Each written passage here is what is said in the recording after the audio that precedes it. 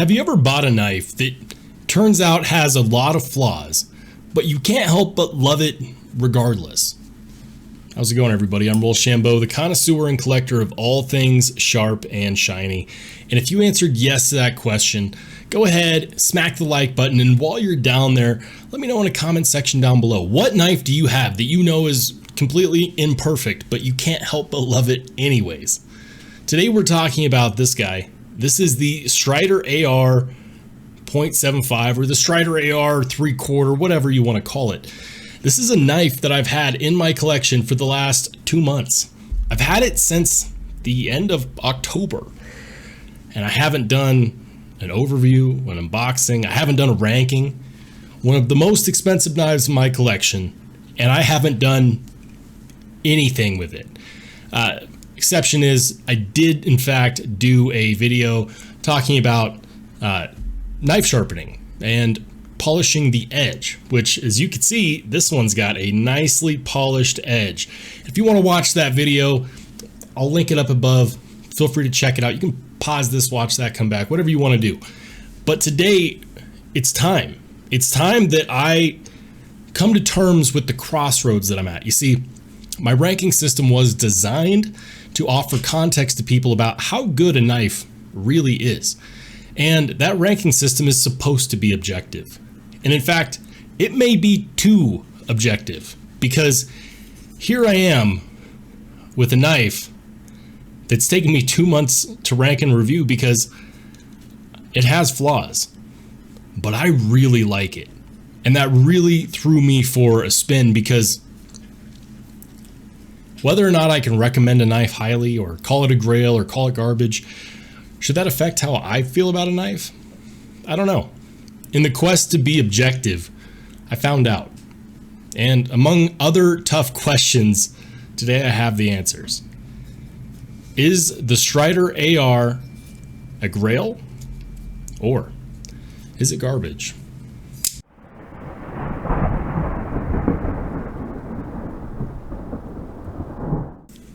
Guys, this has been a long time in coming. Here's the thing. I don't normally go direct to grail or garbage on my series. Normally I do an overview first and then I'll rank it a couple weeks later, but I've already had this in my possession now for the better part of 2 months. 2 months is a really long time for me to have a knife, and for me to have such an expensive knife too, and not actually give it an overview. But here's the thing, this model is not necessarily new. There's plenty of videos out there giving a regular overview on this knife. And so if that's what you're looking for, there's plenty of good content out there. However, it is important that I rank just about everything that's sharp and shiny. And so that's what we're going to do today. We're going direct to grail or garbage, kind of like direct to DVD, but with a knife, because why not? So if you're new to grail or garbage, here's how it works. We've got 5 categories. Those categories are materials, ergonomics, fidget factor, the lock, and then of course fit and finish. And we try to fit everything from this knife into that ranking system to give you the context that you need to decide if this knife is worth the plunge for you. Because while it's not available right now, they do become available sporadically and in waves. So if you want one, no doubt there will be another opportunity to get one. Each category is worth a max of 10 points. We will score it from 1 to 10 in each category. At the end, we'll go ahead and add up all the scores from all the categories and then place it on our leaderboard, which looks a little bit like this. Feel free to pause. We're going to go ahead and move on. So the first category is materials. Now materials, in case you didn't know, is weighed heavily against the cost, because it doesn't matter how good the materials are if it costs an arm and a leg. And trust me when I say this one is not cheap. This is just shy of $600. Strider knives always demand a really high price point. Now, for those of you who didn't know, this knife, while it's 100% a Strider design, it's actually manufactured by Medford. So yes, it is a made in the USA knife, but it's made by Medford. And a lot of people have some varying opinions on that. It seems like they're okay ignoring the skeletons in the closet of their favorite USA knife manufacturer, but not this other one. And I'm here to tell you that if you're looking for me to dish the dirt on on manufacturers. That's not what I do, and that's not what we're going to do today. So if you're looking for the drama, you might as well click out because that's not what I do. So materials, let's talk about those real quick. We've got titanium slab style handle scales, S45VN. We've got titanium stamped pocket clip, and yeah, that's about it. It's a frame lock design. It's using this spanner style pivot, which is not super unique, but you know, Strider likes to think that it's proprietary to them, but it's not. But yeah, so those are the materials. Now you might be thinking, wow, that's not a whole lot. Titanium and S45VN. Well, S45VN is a great steel. It's kind of the new kid on the block as far as steels goes these days, and I would honestly say that it's a phenomenal user steel. We're seeing more and more premium USA knife companies using it. Companies like Medford, companies like Chris Reeves Knives, and now of course companies like Strider. So it should be no surprise that Strider did this on this year's iteration of the AR-75. It's going to be getting an 8 out of 10 for materials. Now the next category is ergonomics. How does it feel in the hand? Can I choke up? Can I choke back? Is it comfortable in all grips? What about in a reverse grip? You know, it feels really, really good in a reverse grip. I gotta say, this thing was definitely meant to do some stabbing, and the ergonomics on here don't let me down, which I'm honestly a little confused about for the most part because it's a slab style handle scale construction. Now, with that being said, I would really like for Strider to move here into the 21st century, and instead of doing these bevels, to go ahead and just round off these edges. Rounded off edges would have gone a long ways. You can keep your slab style handle scale construction and also add good ergonomics to the mix as well, but instead it seems like they are holding on to this old school non-risk type design of slab style handle scales. Now, with that being said, it is rather comfortable. A lot of it has to do with how well blasted and knocked down the actual meat of these scales are. It's just weird because they're super smooth and super comfortable for being slab style handle scales. Now, it's not all fun and games here. I'm going to mention a couple things that are worth mentioning on the ergonomics, because ergonomics is how comfortable it is in the hand. Well, it's comfortable. However, this is not chamfered down. This needs to be the inside ring of that deployment hole needs to be knocked down, and it kind of baffles me that it's not. You know what, I would expect that from a custom manufacturer, someone that doesn't have all the tools. Maybe they're doing it by hand, but in this case they're not. I mean, Medford has the tools to make it happen, and I've seen Medford knives where they actually do knock down that edge because, well, it's not super sharp, it's also not very comfortable, and comfortable is kind of the name of the game with ergonomics. The next part is that this lock bar release is also not super comfortable because while it is a little bit scalloped out, it is kind of a sharp edge. And I'll say this, it felt a lot sharper the day that I got it, but it's even now, even after carrying this a ton, I still notice that. So those two things are detractors in an otherwise really comfortable design. I love how you actually get a full finger cutout here that you can actually put a man-sized finger in, and that's great. You know, you want to be able to get a nice choked up grip on here, you can do that. And look, there's jimping on the top, and it's some fat jimping too. Now, this kind of jimping is extended from the blade all the way back to the handle scales, and that means that you're gonna have a really good grip on this, whether you're wearing gloves or not, whether you're choked up or not. And here's the thing, even with a full 4-finger grip on here and not choked up, I still have some left when it comes to the handle scales. So this is definitely a beefy knife, and if I want to choke up, I can.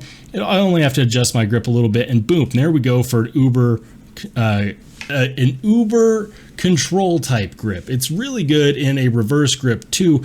The slant on these handle scales is jimped, which tells me that they expect people to actually do an ice pick type grip. And I know that Strider actually prides themselves in making knives for military members and for combat specialists, so that makes sense. A reverse grip, if you're a combat specialist in the military or spec ops kind of guy, yeah, that definitely makes sense. And the fact that there's jimping right there is actually really really smart, and it shows that they're paying attention to the kind of customer they're marketing to. Whether or not it's being used by those people or just by mall ninjas, I don't know. But that is nice that if you do choose to go to a reverse grip, you got the jimping there and the traction there where you need it. And I think that that's just an extra little bit of attention to detail. Now, all that being said, I know I've been rambling, so I'm going to go ahead and give this guy a 7 out of 10 for ergonomics. The next category is usually my favorite, and that is fidget factor. Now, I touched on this before, but fidget factor has a lot to do with how much do you want to fidget with it, how comfortable is it to fidget with, and is it satisfying? It's not always about how many options you have so much as it is about how fun is it, how much do you want to fidget with it. And this is kind of a tough category for this one. This is where I start to get a little harsh on this knife. Because this deployment hole does not have chamfered out holes, meaning that this is a hard corner, a hard edge, that's not very comfortable to do, to be quite honest with you. And also another thing is that this is running on phosphor bronze washers. I don't know why companies still do that. Bearings are a lot smoother, but washers does mean that you're not going to get as much dirt or grime or dust into that action. So, as far as a longevity thing is concerned, that makes sense. Now, when I first got this, that was something that made me really angry because before getting it broken in, it felt sluggish and almost gritty and not even hydraulic. It was just, I was kind of disappointed. And so I started looking at reviews, and it turns out that these get a lot better once you break them in. And the break-in process is one of those things that Strider fanatics really enjoy. And I'll be honest with you, I've enjoyed it too. Now, if we look up closely here, you'll see that little circle line right there. And that actually denotes the path of the detent ball wearing itself into the blade. And the more and more that wore into the blade, the smoother and smoother it got. And now it's this weird sensation where it feels really glassy and smooth. It's not like drop shut at all, to be quite honest with you, but it is extremely smooth, and feeling that action just take place is extremely enjoyable to me. I have seen some mods out there where they allow for bearings, but honestly, I wouldn't do that to this knife. I think that the action is great. However, the other detractor that I've already kind of touched on is this lock bar. This lock bar is kind of rough on the fingers to disengage normally. So what you'll see a lot of Strider people doing is actually changing how they do that by, going to an index finger and then thumbing the blade out to break that detent. And that's kind of the most comfortable way to do that. Is it, the most ideal? No. It's kind of weird that you have to do that, and I'm kind of bummed out that they couldn't just round off that inside edge of that lock bar to make that more comfortable. It's kind of a big deal on fidget factor, but the action being so damn addicting it keeps me wanting to carry this knife, and it keeps me wanting to fidget with it. And so I just keep putting myself through the rigors of dealing with that lock bar and dealing with that deployment hole. Despite the fact that it's not like fall shut guillotine action, I still find this really, really enjoyable to play with. And so despite its faults, I still have to give it a 7 out of 10 for fidget factor. Now, I have touched on this a little bit already, but we do have a frame lock. Now, with this frame lock, we're looking at, I would say somewhere in the realm of 30% on the lockup. Yeah, about 30%. Now, this is a place where they really could have done better on this one, because, and I'll see if I can show this, because we're looking at steel on, we're looking at steel on titanium. That's something that will wear down over time. And, I'm kind of confused here, because if we look right there, you'll see a spot for a steel lock bar insert, and at least I think that's what that is, and that kind of confuses me that it's not there. I just don't understand why it wouldn't be there, because that seems like something that you'd want. You want that steel interface because it helps keep the lock bar from wearing down against the hardened steel of the blade. And that's why you're seeing a lot of companies do that. Now, you do get an over travel stop there, and that's nice. And, you know, of course, you also get this stamped pocket clip, which puts pressure on this lock bar. And, you know, it is what it is. As far as the lockup is as solid as it gets. There is absolutely zero play. There is no detent lash whatsoever. It's very solid. This is a knife that's definitely meant for hard use, and you could tell by the original edge that was on here, which was more like a pry bar than anything else. But I haven't had any issues with the lock, and minus my concerns about not having a steel lock bar interface. I'm sure that they carbonized the face of this, or whatever the term is, to make sure that this titanium can withstand the beating. I'm just a little concerned because I would have liked to have that, and it looks like they have a spot for it. So I don't know if mine was supposed to have it and just doesn't or didn't, or if I just missed it. And I'm actually going to see if I can tell real quick. Yeah, there's no steel lock bar insert on this one, and there's a spot for it. So, you know, with all that being said, the lock on here is really good, and the lockup is extremely confidence inspiring. That feels like, it doesn't feel like a folding knife. It feels really, really solid. And so, you know what, despite the fact that I have my reservations and it is just a frame lock, the lockup on here is great, and it's going to be getting an 8 out of 10 for the lock. Now, finally, we have fit and finish. Fit and finish is not just about how well it was manufactured. It's also about the design. How well realized is the design after being manufactured, after being put in the hands of the consumer, of you and me? Well, I gotta say a few things. On one hand, I really like the fact that this is a drop point Tanto. Now, they do make a full drop point version with a single edge round belly, but you know what? I'm a sucker for Tantos because I really like the idea of a nice thick stabbing type tip in case I need to pry something out, and then having also a secondary cutting edge, which you get with this flat edge right here. Now, you'll notice one thing. This bevel is ginormous, and before you start screaming at me that I ruined that perfect factory edge, the factory edge is a hard use edge meant for, I don't know, puncturing steel doors or car doors. You know, like, it cut, but it felt really forced. And you know what, for my carry, I'm going to be cutting cardboard on the daily. And so I actually asked a pro in the knife community. I asked Jared Neves of Neves Knives. I said, hey man, you know, how far back should I lay the bevel on here? And he said 15 degrees, do 15 degrees per side. And I thought that was extreme and also a lot of hard work. So I kind of met him halfway, and I did 20 degrees per side, and you'll notice the nice fat bevel there, and now it cuts really nicely. I am still using this to cut cardboard, and it flies through the cardboard no problem. A thicker than paper type substance is going to cut really easily. So your packages, your cardboard, you know, if you need to pry something out of a tree, it's going to do the job really well. And I'm going to show you real quick.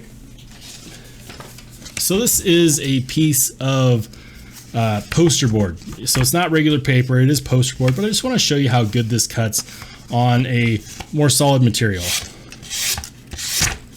No problem whatsoever. It flies through it. And if I need to use this Tanto edge, I can do that too. And guys, it works really well.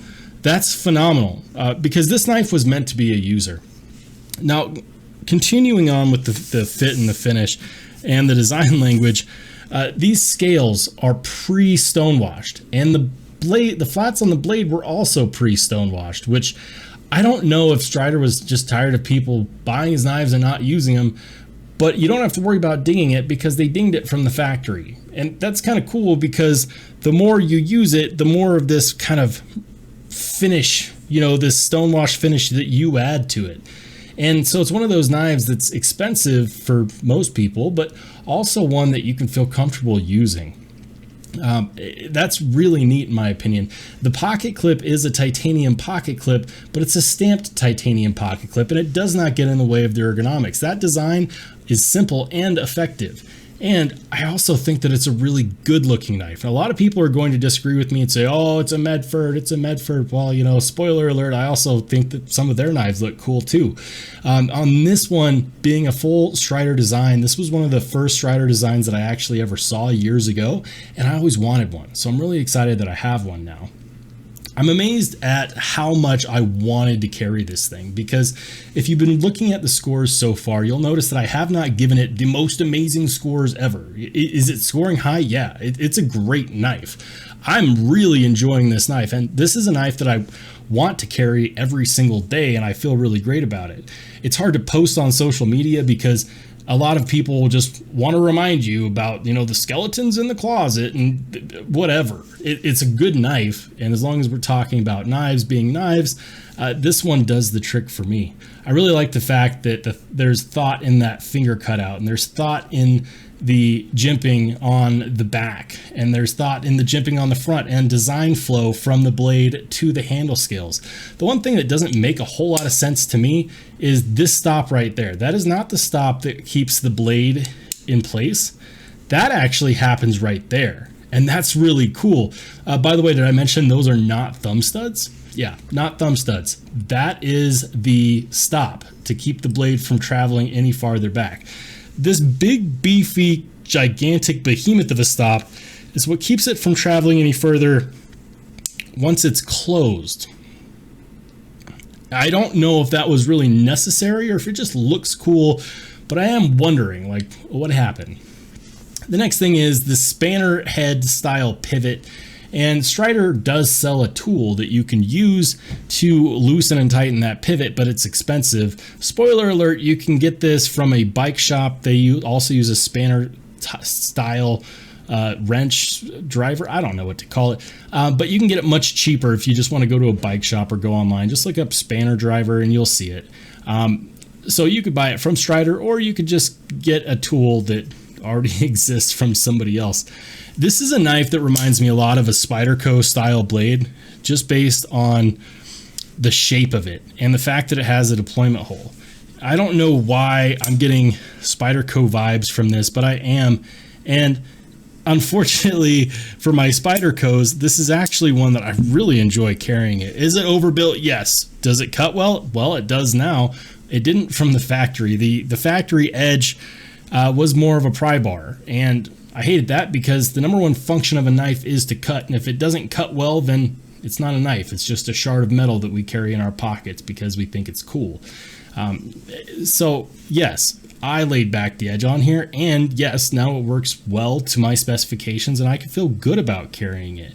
Is it slightly less stabby? Yeah.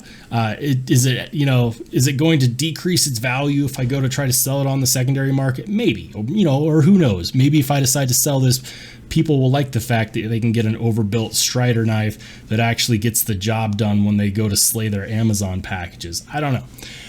Anyways, I'm rambling, so it's time.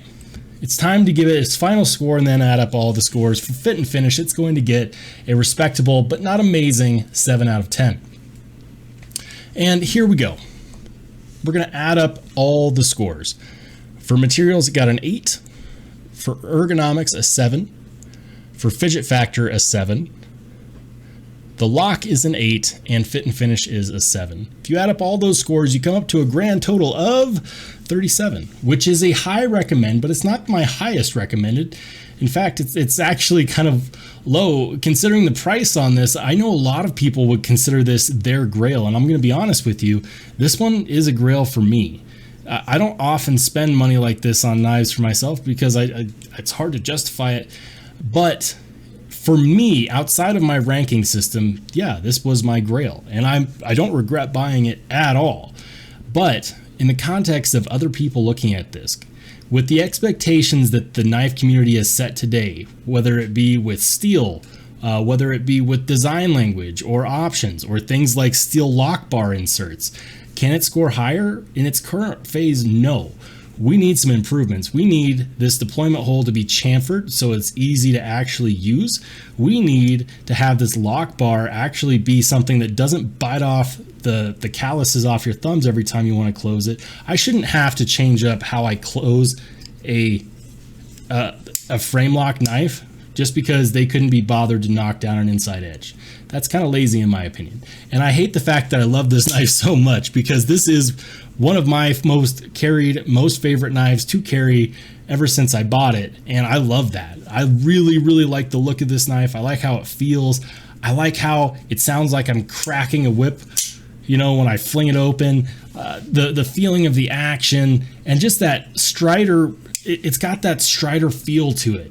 And it's not an SNG, and it's also, I just like it. How can I like something so much? Like, I like this better than a lot of the knives that scored higher than this on Grail or Garbage. But as far as remaining objective, I cannot give it a better score because we should be getting improvements at this point. We should have rounded off edges on these handle scales for improved ergonomics. We should have chamfered out deployment holes for ease of deployment. And we should have a lock bar that not only has a steel lock bar interface, but is also not deathly to your fingers when you go to close it. That's my final thoughts on this, guys. Let me know what you think down below. Would you buy one of these? Do you like this knife? Do you dislike this knife? Do you think that it should have scored a lot lower or a lot higher? Let me know in the comments below. If you liked the video, give it a thumbs up. If you didn't like it, boo-hoo, there's a button for you too. And if you want to see more just like it, make sure you hit subscribe. I'm Rollshambo. I'll catch you on the flip side.